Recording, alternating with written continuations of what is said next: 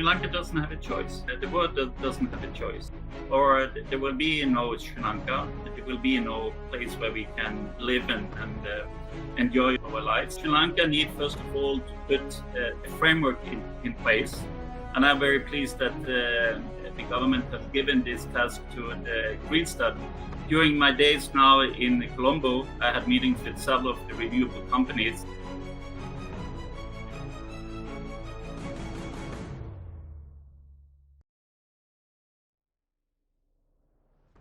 Welcome to Open Secret with Lahiru Doloswala. Joining me today is Sturle Pedersen. He's a green energy expert who promotes and facilitates the transition from fossil fuels to renewable energy.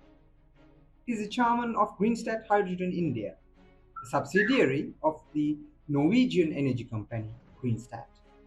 He also serves as the chairman of the Indo-Norwegian Global Competence Center for Green Hydrogen. As you may be aware, he arrived in Sri Lanka for a brief visit in September. He met with Minister of Energy Kanchan Wijayasekara and other stakeholders in the Sri Lankan energy sector, where he discussed about the implementation of the roadmap for Sri Lanka's transition into renewable energy. Thank you very much for joining me in the show. I'll come straight to the pressing issue. In your view, what challenges would Sri Lanka face as a developing country transitioning to renewable energy? Well, first I would say that to change habits is difficult for anyone. And I think that what we see today in regard to the climate change and the impact it has on farmers and on the population globally, it means that we have a global challenge and we need global solutions. Sri Lanka, as well as any other country, need to change the energy mix, and they need to transition from fossil fuel to renewable. It is not a choice, it's just a matter of time, and it's better to act now than later. Normally the pain is growing, so it is time to act now. The good news for Sri Lanka is that Sri Lanka is blessed with the resources, both sun and wind. This country, together with India and a few other countries in the world, is ranked very high in the top level when it's coming to the wind, offshore wind, where you have 11 to 17 meters a second, which is quite stable, with its unique conditions for wind farms that can produce not only for domestic, but also can be exported. And there is a misconception about hydrogen. Hydrogen is an energy carrier. It means that it's a storage medium, which again is unique for renewable. As we know, the sun is not 24/7. It happens in Norway with the northern lights and the midnight summer and so forth. But it's limited to the 6 to 7 hours. So that is not sufficient to balance the demand for the electricity. And wind is the same. It's not necessarily the 24/7. We don't know when the wind is blowing and when the ocean is quiet or the wind is slowing down. So we need to have something to offset this fluctuation between supply and demand. And that's where hydrogen is coming in. First of all, a green hydrogen is an energy carrier that do not leave any of the CO2 emission. So this is the only way forward for Sri Lanka and the globe to decarbonize industries and also the transportation sector, which I think is the main polluter in Sri Lanka. And then the question was, how can Sri Lanka, what will be the challenges for Sri Lanka? Well, Sri Lanka needs, first of all, to put a framework in place. And I'm very pleased that the government has given this task to the Green Stud to help to lay out a roadmap for implementing a hydrogen strategy for the country. And I think that the government is quite motivated. I had the pleasure to meet your Honorable Minister for Power and Energy, and clearly he sees a great opportunity for the country, not only to fulfill the domestic demand, but actually also to generate currency, hard currency for the country. So Sri Lanka can be independent on fossil fuel, and it can convert it to be a net exporter of energy to other countries. And I will explain a little bit about that later if I get the opportunity. Many believe that a country's transition to renewable energy is thought to take a long time. How long would it take Sri Lanka to make that step? Well, I think I'm more optimistic. Now the government have given a mandate to develop the framework. When the framework is in place, then the other stakeholders would jump down from the fence and start being active. During my days now in Colombo, I had meetings with several of the renewable companies who see great opportunities to combine the renewable production with hydrogen. And I believe that if everything goes as we plan, we would, within the next 3 to 4 months, put a proposal for the government of what kind of policies, regulations, safety standards, etc., that they need to implement. So they are on the same level as international regulations, policies, etc. So then, of course, the government need to work in concert with the private sector, but also the engineers at universities need to be on board the train when it takes off, because we can build these facilities, the hydrogen facilities, but we need people to operate them and maintain them. We need spare parts and so on. So this is a huge business. Just in the States, we are talking about $700 billion in the next 10 years.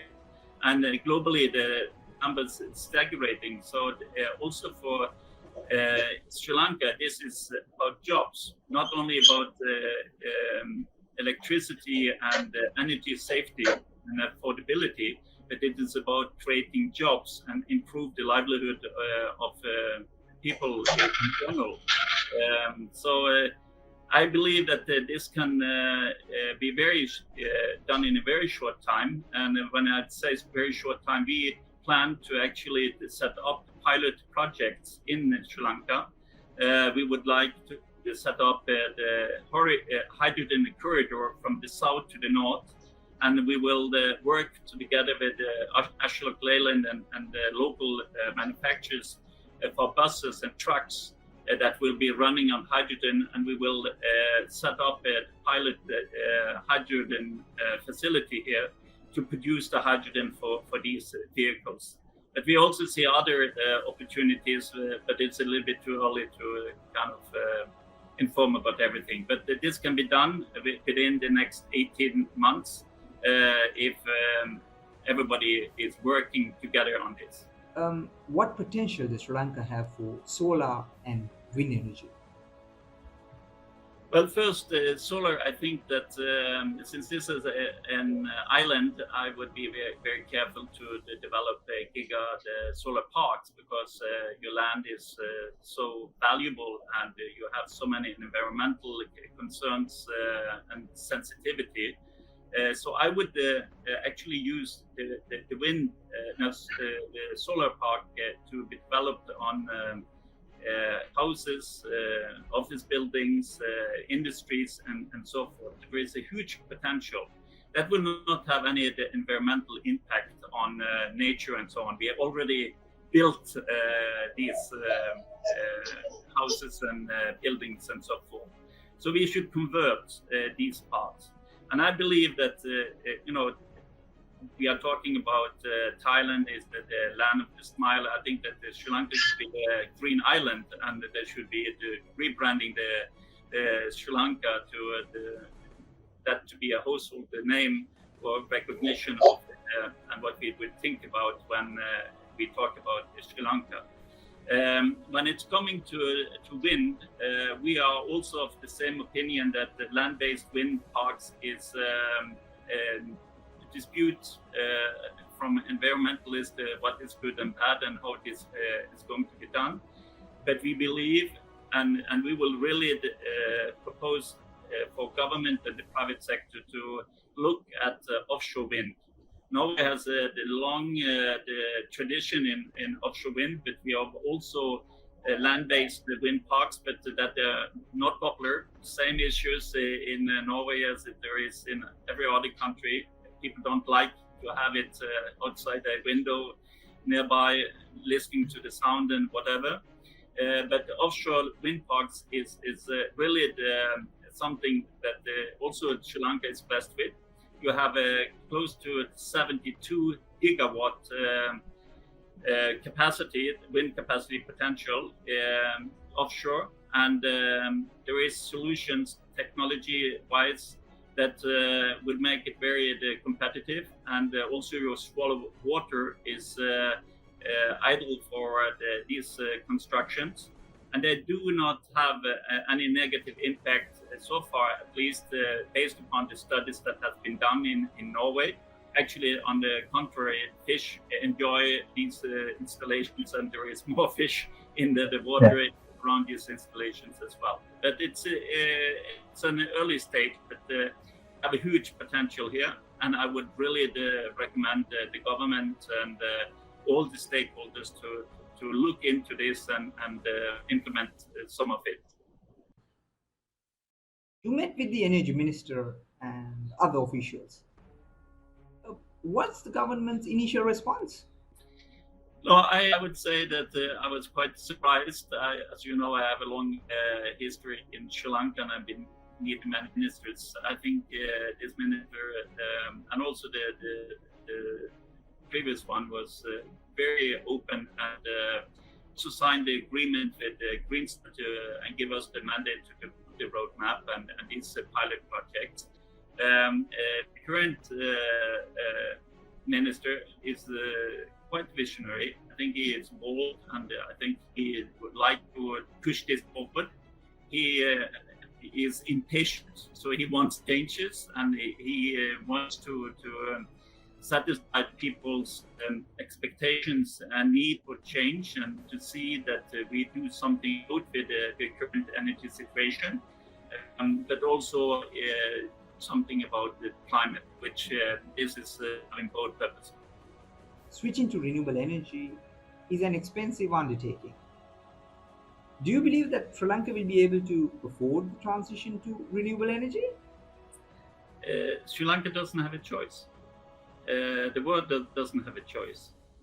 If we are going to continue living on this earth, then we need to change, and we need to decarbonize. We need to go in a direction of zero emission, or there will be no Sri Lanka. There will be no place where we can live and enjoy our lives.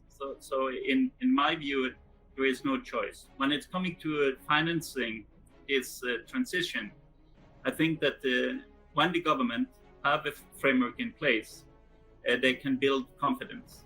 When this framework is on international standards, based on the policies and incentives that every nation now is implementing to push this and speed up this transition, I believe that the investor would look at the huge potential offshore for Sri Lanka, and Sri Lanka will develop this to be an export business, as well to secure domestic demand. So I think that there is not a question about if Sri Lanka have the opportunity to not go forward.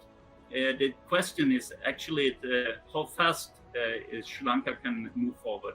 And as I said earlier, the pain will grow if Sri Lanka is not taking action now.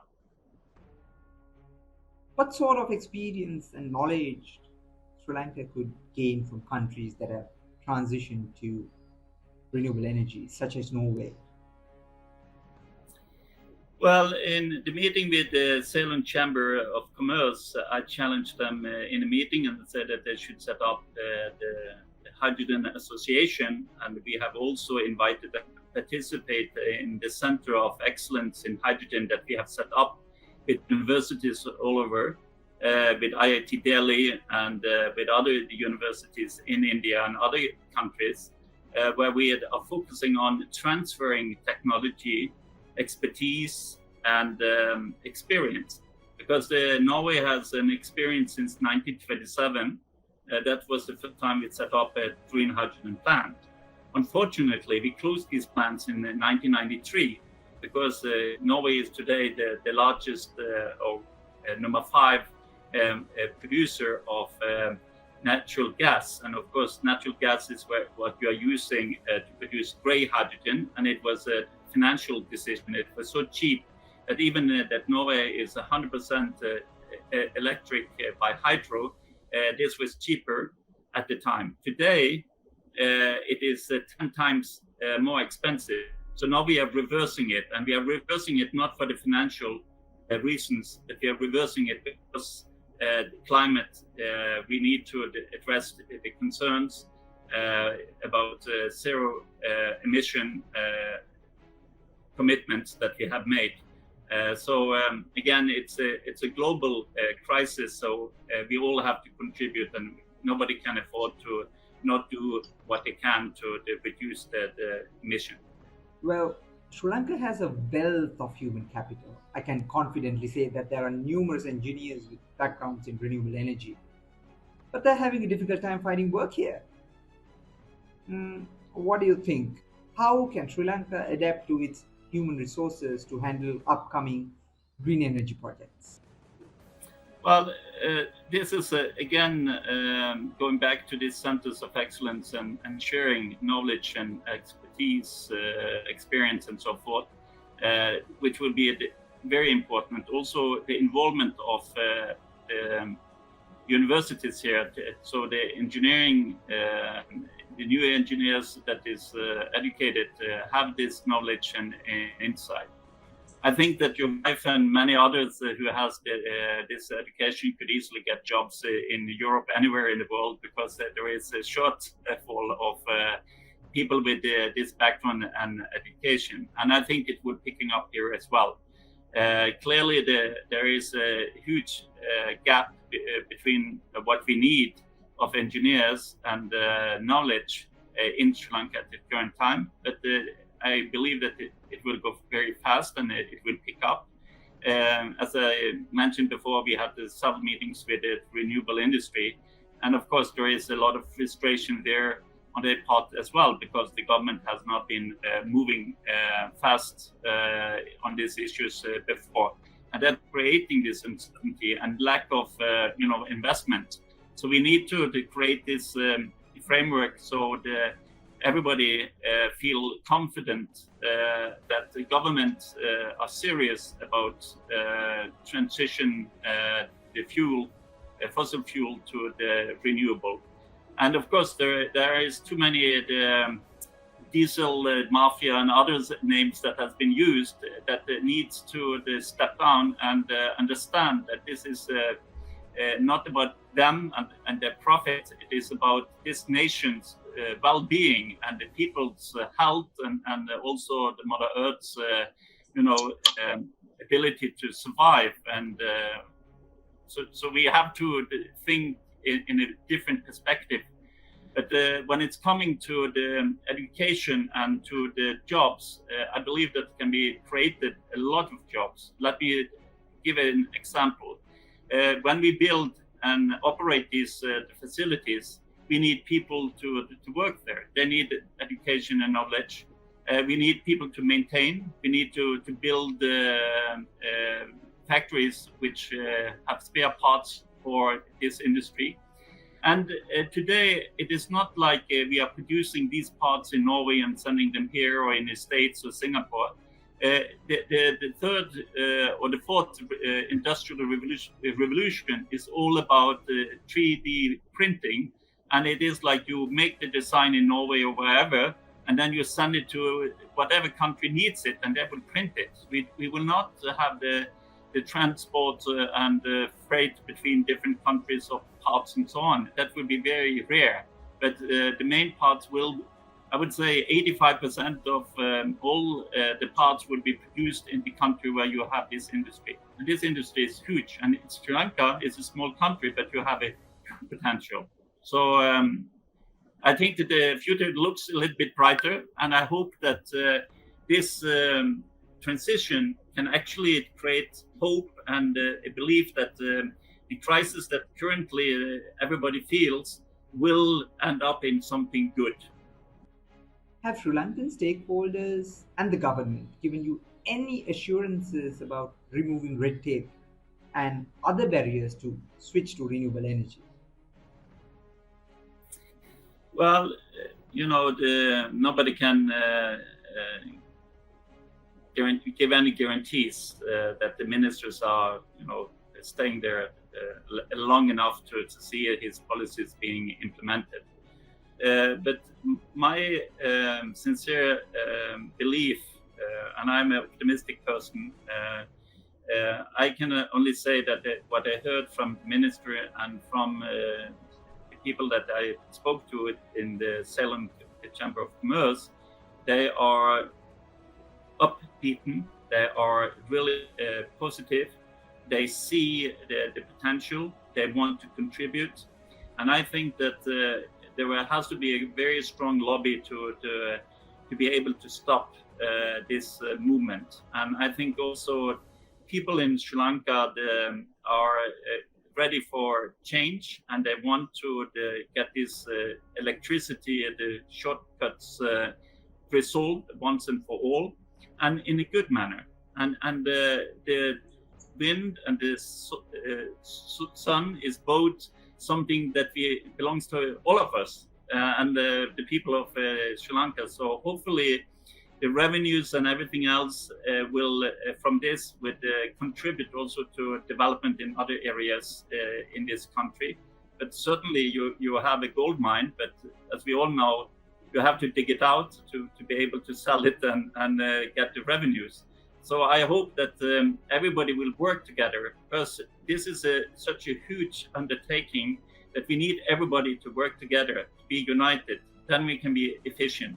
If somebody doesn't want to support or try to put roadblocks in the way, it will take longer time, and it will actually hurt Sri Lanka, because now you have an opportunity to be a leader, not the follower, and you can entering into long-term agreements with Korea, Japan, and other trade partners, and India for delivering green hydrogen and ammonia. And also, I want to point out that the strategic location of Sri Lanka in the maritime sector for the maritime traffic also give you an opportunity to be at the fueling hub for the green hydrogen and green ammonia. Ammonia is looked upon as the fuel for the maritime sector, so that is also a great potential.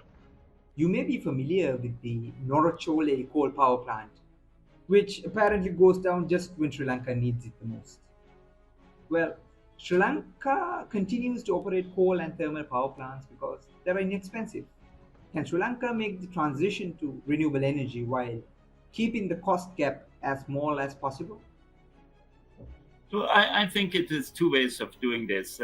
First of all, the so-called capex, which means how much do you need to invest to set up the production facility, will come down dramatically. We are expecting the prices to go down 50 to 60% the next 5 years. And the same that happened with solar panel is going to happen in this industry as well. Volume is driving prices down. Then when it's coming to OPEX, that means how much do you have to pay for 1 kilo of hydrogen?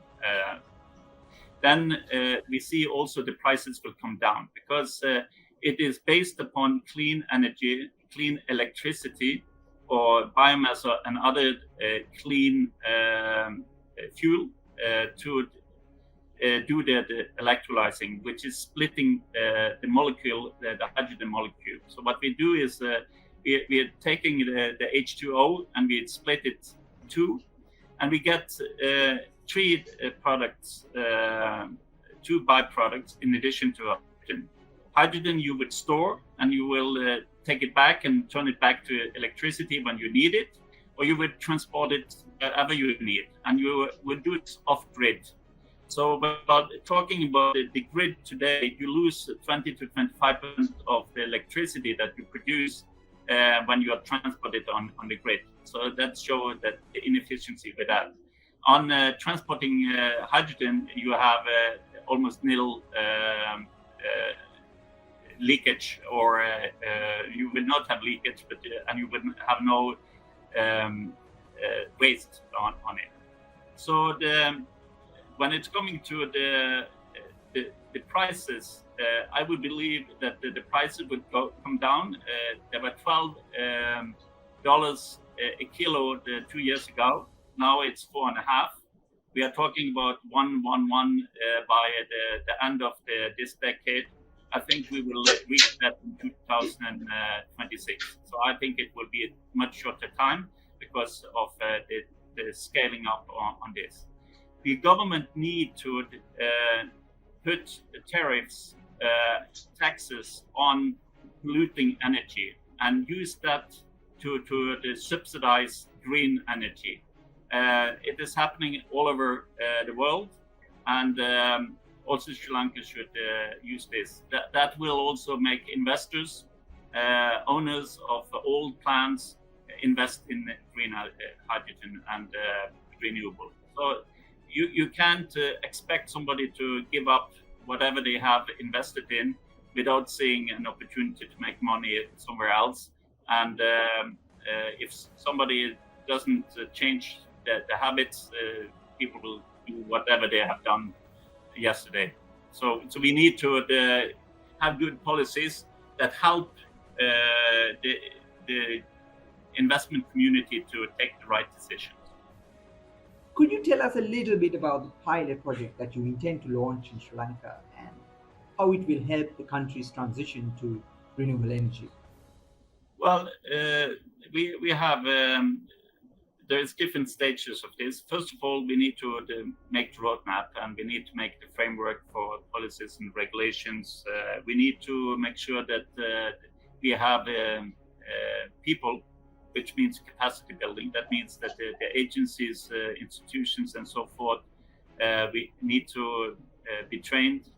They need to know what the responsibilities is, and so forth. And then we need to make sure that we put a lot of focus on safety. So that is kind of setting the ground rules. And the next thing is that we want to demonstrate, we want to build that awareness and trust and confidence with people that hydrogen is safe, renewable is the way forward. And we want to demonstrate how this can be used in different applications. So you know that 60% of the CO2 emission in Sri Lanka is from transportation, trucks and buses and so forth. So we want to demonstrate through this green hydrogen corridor from south to north, where we then would have filling stations where you fill hydrogen and where you have production from renewable, and then demonstrate this and use facility for training, and to involve also universities and engineering schools, etc. But also research and development and the industry. They can understand how they can develop a supply chain for the hydrogen economy. Then secondly, we want to improve transportation. So there is a lot of fishing boats, supply ships and so forth that can be converted. We want to implement a hydrogen ferry to India. And Norway has already implemented the first hydrogen ferry. So this is not something that we can't do. It just takes time to build it. And it is important to show how this can be used in different areas of life, and how to cut to zero emission. Then the third point is that we want to green also the port, the Colombo port. So we hope that they will undertake a study to see what they can do to prepare also the port for the maritime opportunities, which is fuel for renewed shipping industry. We believe that the most important for Sri Lanka is offshore wind. So we will, when the report from the World Bank and OECD is presented, hopefully within the next month, then investors and others feel confident that Sri Lanka is preparing itself and will have what they look for is the framework and roadmap in place so they can start exploring and developing also the offshore the pilot project and infrastructure, because we need to develop the infrastructure not only in Sri Lanka but globally, because when we produce large volume, we are also going to store it, but we are also going to export it, and then we need to develop ships. And that is why Mitsui and other partners that we are talking to, they ask, when can you give us 30, 40 gigawatt of green hydrogen, so we can bring it back to Japan and Korea and other countries that are seeking hydrogen and green ammonia as part of the feedstock and energy security. So I believe that we have important tasks and activities ahead of us, but we invite everyone, all the stakeholders. And I think that it is important that you mentioned that people who are hesitant, who has interest in keeping things as is seeing that this is much more important than protecting your own interest, because this is everyone's interest, and this is particularly Sri Lanka's interest to develop a sustainable energy system, which also can generate a huge amount of hard currency for the country that can be used in so many different areas to make this island what everybody dreams about, a green island with equal opportunities for everyone. Thank you very much for joining our show. Sturle Pedersen from Greenstat Energy. Thank you. You take care. Have a nice day.